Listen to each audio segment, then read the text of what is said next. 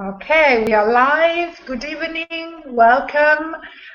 This is Simple Steps to Prosperity, and today I have a very special guest, Michelle Bassanesi. Hi, Michelle. Ciao Paola. Ciao. Michelle is an entrepreneur. Her company is a very famous company here in Rome. They offer conference services, Centro Pilota, and Michelle will say something about it during the interview. And she has a great passion. She flies, she's a pilot.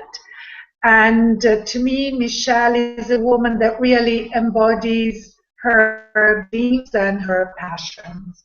So, Michelle, can you tell us a little bit about yourself? Well, a little bit about myself. I was born and raised in Australia, and I came to Italy when I was 15, and that was a while ago. And it was quite an amazing experience to travel, as you can imagine, and to change country as a teenager. And then I quickly learned that the excitement of changing countries forced me to come to terms with living with different cultures. And I arrived also in Italy in a very difficult time. It was the time when there was the Red Brigade. And so it was an exciting time. I finished my high school here in Rome, and then I went to work. My grandmother started the Centro Pilota, and then my father took over, and now it's my brother and I. And we've grown up, and we've changed, and we've modified, and we don't allow no, or it's impossible, or you can't do it to stop us. We don't give up. And that's about the story of my company's life, my life, and pretty much my family. And my motto has become, impossible is only a stepping stone to success. Because it's an attitude. Success and getting to what you like and being happy, it's a decision that you make every day. Yeah, it's true. And every day it's a new beginning. You mentioned that you grew up in Australia and then you came here to Italy, and I believe that this multicultural background, yes, it has its challenges, I believe, but it is also something that is really enriching, isn't it? Very, very enriching, and the important thing is to remain open to the differences and to keep the curiosity, to embrace what's different. And yes, it does become overwhelming, and yes, it can become challenging. It took me about a year to have the courage to speak Italian, but I spoke Italian in the end. Also, to try and understand other teenagers of my age. I remember when I arrived to Italy, I went to the bookstore and I bought books that I knew that the students were studying in middle school and high school, so that I would have something in common with them. I used to read Il Libro Cuore, and all the literature that they used to read at school, and so. Michelle, you are an entrepreneur, and what does being a woman entrepreneur mean today? What does it mean? I believe that being an entrepreneur is not gender specific. Even the difficulties, I don't think are actually really that gender specific. Yes, maybe women have a little bit more, it's a little bit more difficult, it's a little tough maybe, but I do believe that with a support system, if a woman, especially if she wants to be an entrepreneur, if she creates her own support system, it will make things very much easier. because usually men, especially like in a culture like Italy, they already have, you know, their mothers and their wives that are looking after, you know, the family and the children and the shopping and the house, usually. Whereas women, we have, well, at least in my case, I don't know the other women, but I know in my case that having created a support system has allowed me to be and to do and to achieve a lot of things that I've achieved. Maybe also eating away at my sleeping time because I had to be many people at the same time, but it's doable. It's very doable. Believing, it's an attitude, not giving up, studying, and not listening to others saying it's difficult, it's hard, it's impossible. The important thing for me has been to believe in myself, believe in my capabilities, in my colleagues, in my family. It's a day at a time. It's a step at a time. You mentioned, you know, the fact that you don't have give up when you are facing difficulties, and I believe that being an entrepreneur in this country, in Italy, is not particularly easy. And your company went through difficult times too. How did you survive, and how could you face the challenges that you had to face here? Well, I must say that I'm very lucky to have my brother and my father as, let's say, business partners, to have the colleagues I have, to have the people I work with, to be maybe so determined not to give up and to share this determination with others. In 2012, when we had to really do a lot of soul searching, it was to we looked at ourselves. We tried to figure out what our strengths were, what our weaknesses were, the typical SWOT analysis, but it was a very, how to say, it was very intense, and it was very, almost like a game, because it was challenging, because it was difficult, because it was very in here. And in the end, we came up with 13, it's like the 13 commandments, and we looked at them and we said, okay, these are going to be our 13 steps to survive 2013. And it's just like when a child learns to walk. A baby, when they learn, you know, when they grow up and they learn to walk, what do? They walk and they fall down, they walk and they fall down, and they walk, you know, they get up and they fall down. And then before they know it, they're running.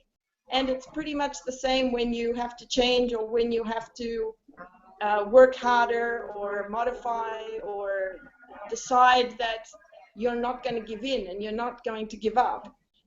You have to stumble, fall, stand up, and once you're standing up, you walk, and once you walk, you can run. And it's the same with the difficulties. It's also being creative. A difficulty, like, pretend that you see a mountain. Okay, a mountain for some people can be like something impossible. Then you look at it and you have choices. Like, I have a choice maybe that I can climb the mountain to get over it, or I can drive my car around it, or I can fly my airplane around it. So even difficulties that seem really, really impossible, being creative and having the support and a team that believes, it can be done. It can be done. Yeah, and I believe this was the attitude that also helped you first face handle and then overcome your personal difficulties. You had a bad accident, and I know that it was your very positive attitude really helped you at that time, wasn't it? Well, it's like a lot of things.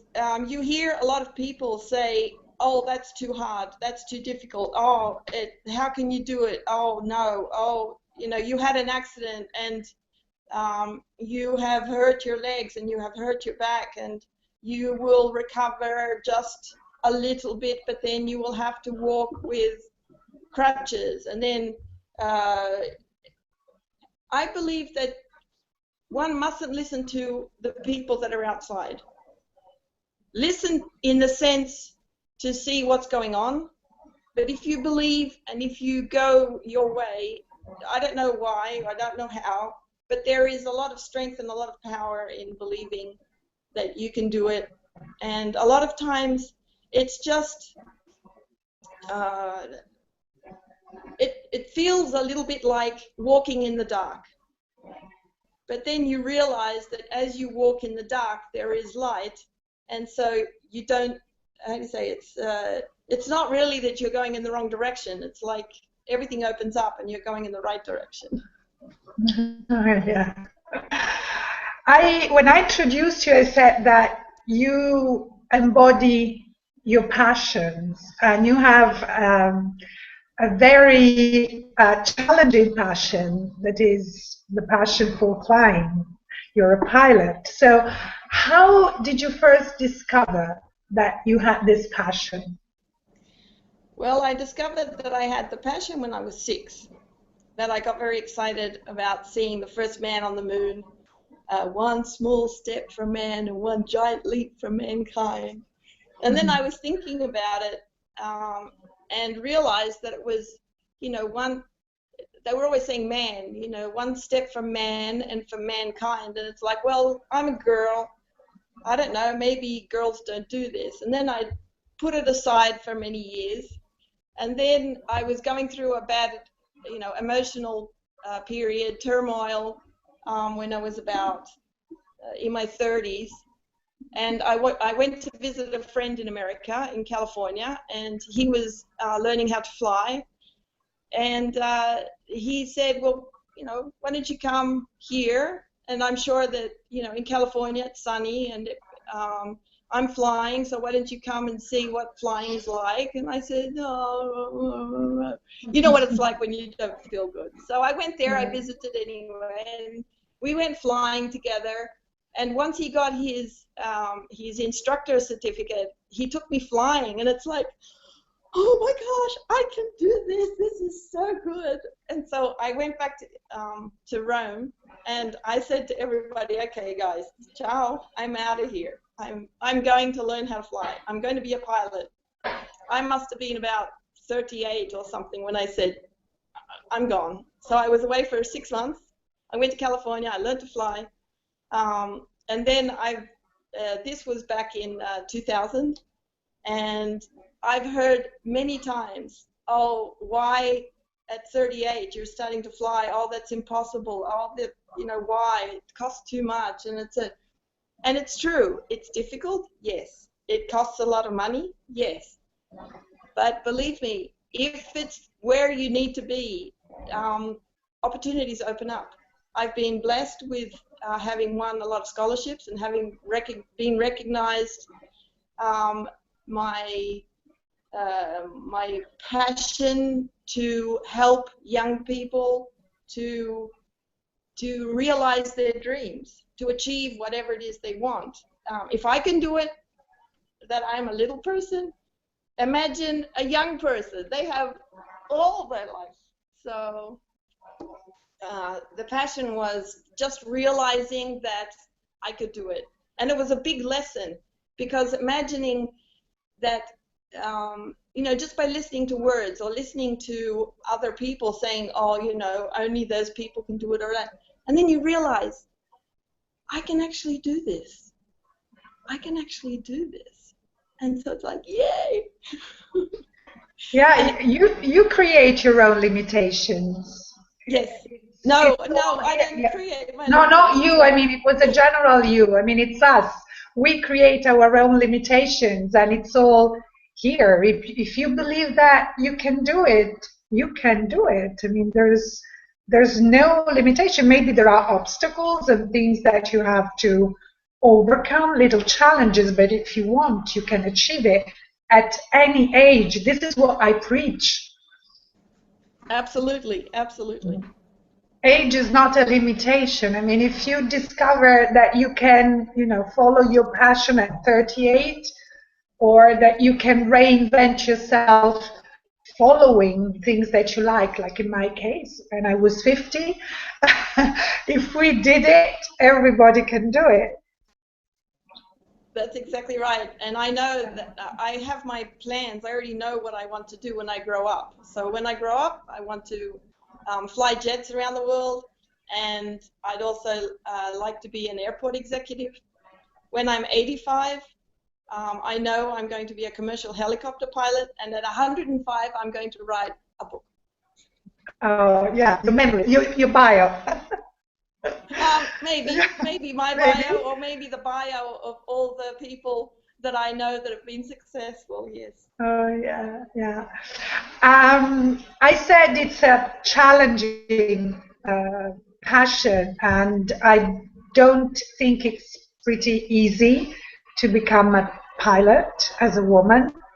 So I imagine you had to face difficulties. What was the biggest difficulty that you had to face in this process? The biggest difficulty, I'd say, is Italian bureaucracy, and the challenge of learning not to listen to naysayers, the ones that say that it's impossible.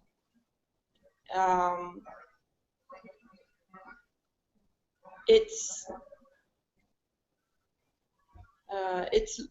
searching for opportunities and being very creative in finding where those opportunities are, because a lot of times what I've seen is that we look at things with the eyes of yesterday, with what worked yesterday, and even in an economic time like today, 2015, it's a lot of times to find where the opportunities are, you have to look where others have looked but haven't seen.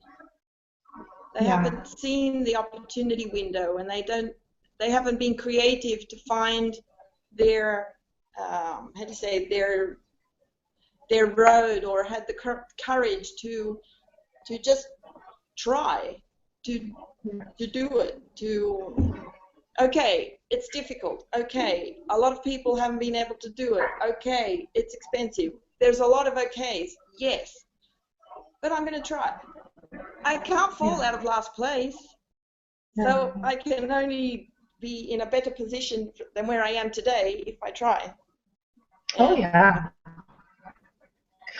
And, I believe also that there's no failure, and there are lessons that you learn. And so if something doesn't work, you can try to do the same thing, but in a different way.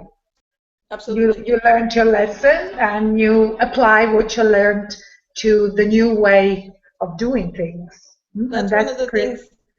Yeah. One of the things I really like about aviation is that it teaches you plan A, plan B, plan C, plan D. You keep studying and you keep being prepared, and every flight, for every hour of flying, you have about 4 hours of preparation, because not only are you studying what you need to do and where you need to go and what needs to happen, you're also giving yourself options. And I believe that way and that attitude of doing things, using it even in life, gives you a lot of, takes away a lot of stress and gives you a lot of options, because you see that there are, just like we were talking about the mountain before, there are a lot of ways to go over a mountain. You could go around it, you can go over it, You can climb over it. I mean, it's just like there are a lot of options. Yeah, and there are 24, 25 letters in the alphabet, so you have many, many plans you can try. And these are all options, and yeah, you learn from all these plans what works and what doesn't work. And Michelle, if you had to advise a young girl with the same passion as you have, so she wants to become a pilot and she wants to start, what would you suggest to her? Well, whether she wants to be a pilot or whether she wants to be an entrepreneur, I believe follow what you believe and have as many people as you can find who are positive be around you. And if you like, find people who are doing what you want to be. Like if I want to be a pilot, I'm going to try and hang around as many pilots as I can so that I can breathe aviation, I can see what it's like, I can talk to them and ask them questions, and I can really learn, not only from books, but also from the real people.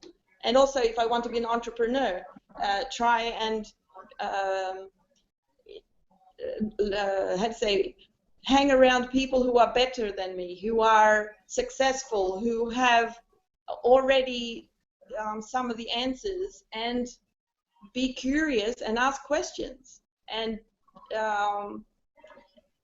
if we hang around the people who are better or who we want to emulate, we will become them.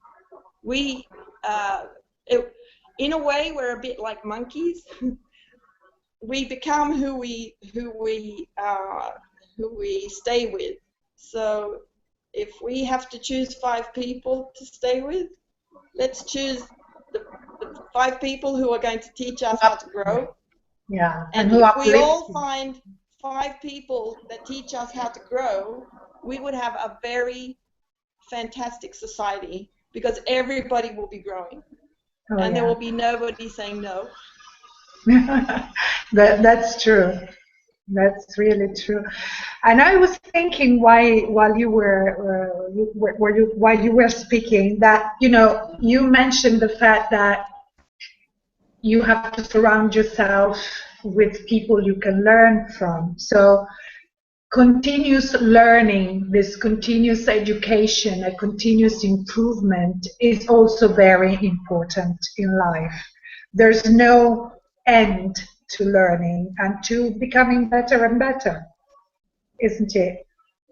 Absolutely, absolutely. I think that children, it's a pity that adults forget that they were once a child, because children, I think, are perfect in a lot of ways, and one of them is their curiosity, and also the way that they can logically put things together and find solutions. I think we should all get back in contact with the little child that's inside of us. It would make for a better population, a better people. Yeah, certainly more creative. We tend to forget how creative we were as children. We always found ways to overcome apparent difficulties or obstacles. You mentioned your plans for the future, so you have a very clear plan. So there's no plan A, plan B, and plan C in this case. It's just text. There are yes, there are plans. These are how do you say, the direction. This is the direction. So not necessarily I know when or what is going to happen when, but I know that it's going to happen. So it's out there. And one of the things that I share sometimes when they ask me is that there are times, and a lot of times, just like growing up, you don't actually know today that what you're doing today is the perfect thing for where you need to be tomorrow. You know that afterwards, that this is good, Yes. this is good, this was the right thing, and this wasn't. So sometimes you just have to give yourself some trust and go like a step in the dark. But a lot of times, if you practice just going for it, then at a certain point, instead of being scared to get out of your own comfort zone or to go in a certain direction, you become more confident. And when you're more confident, you have, I say, you trust yourself more to be out there to risk. So it could be risk to learn something new, or a risk to be interviewed and then be watched, or it could be whatever it is that you want to learn.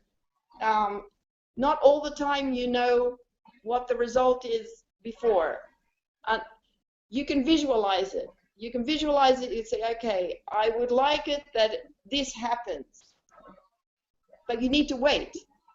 And that's one of the most difficult things, I think, is to learn how to wait. Just like a child. A child isn't born and then becomes 50 on day 2. A child is born and 50 years have to go by before the child is 50. And so when we realize that anything we would like to learn, anything we would like to do, takes little steps, and it takes the not giving up, and it takes the fact that you fail, and then you get up, and then you fail, and then you succeed, and then you run, and then you walk, and then you fall, and then it's all these little tiny steps which then make you the person you are, or makes me the person I am, and allows me to be unique and attract other people who are similar to me, and this in itself is a success, and all these little successes together then make a bigger success. So whether it's on, being an entrepreneur, or having a business, or having friends, or doing your favorite sport, or a new something new, I don't know, learning how to play the piano at 50, or learning how to do ballet, or learning how to fly at 38. It just takes little tiny steps at a time, and it's amazing how much how much strength comes from realizing. But you have to stop every now and then. Stop, think. Okay, today I am here, and where was I yesterday? Where was I 10 years ago? And it's like, wow, look how far I've come. And what I like to do is I like to celebrate. I like to celebrate every little achievement. Every little achievement, exactly. Even if it's something simple like, I don't know, going to the swimming pool, or having a manicure, or going to the thermal baths, or something very simple. But I like to celebrate, and I like to, not only my own achievements, but my family achievements and my business achievements, and because it's very important. We all like to be, celebrated, and we all like to be happy. We all like to smile. And so find all the reasons that you can smile, and it's very contagious. And people want to stay with people who are happy and who are and who are celebrating. And so they feel that when you celebrate or when you smile, she must be successful because she smiles. And sometimes we have our eyes set on the destination, and we feel that we are not there yet, and we don't enjoy the journey that takes us to the destination, the little steps that you said we have to make to get there. So it's, seeing the glass half empty or half full. And if you have your eyes set there, far away, you will always be unhappy because you're not there yet. Yes, and sometimes it's learning that sometimes you have to be a little bit cross-eyed. That you need to look with one eye all the way over there, and the other eye here. And my motto is impossible is only a stepping stone to success. And why it came is that impossible is what we fear, is what we don't know. And like a famous actress, Audrey Hepburn, said, "I'm possible. Impossible is only, you only need an apostrophe and it becomes I'm possible." So, and stepping stones, because sometimes and many times the road to where you need to be is not a straight line. That's very One of the things that we need, or I've needed to learn, is that there are a lot of times when I think that the right road is to go straight, and I find that there is a lot of resistance in what's happening to me. And so I realized that maybe that's not the best option, that's not my best option, and so I deviate from what I'm doing. Like I might do something a little bit different, or go another way, or do something else, and then I see that it's like really easy. So it's like, okay, I've got it.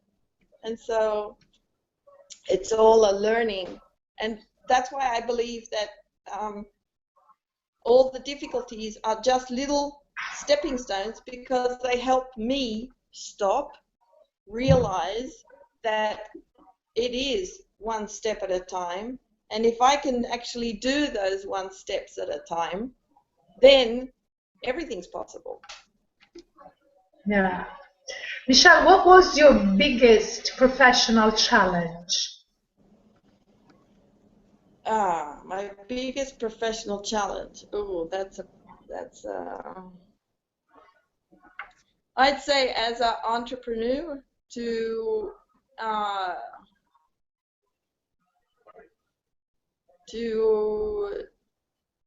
make 2015. Our company started in 1969, and my brother and I are third generation, and this year it's 46 years that the company's been, 46 years, and so that is a celebration. Oh yeah. Celebration. A big achievement. Considering that we live in Rome, considering that we live in Italy, considering that we have lived and worked through the 80s, the 90s, 2000, 2012. So it's here, being here, where I am today. Yes, I think that is a big challenge, or a big success, actually. A big successful challenge, or a challenging success. Michelle, I would like you to leave us with a message. My message, my motto, impossible is only a stepping stone to success. And then I would also like to say, remain curious, be passionate, and always keep a positive attitude. Yes, yes, that's very important.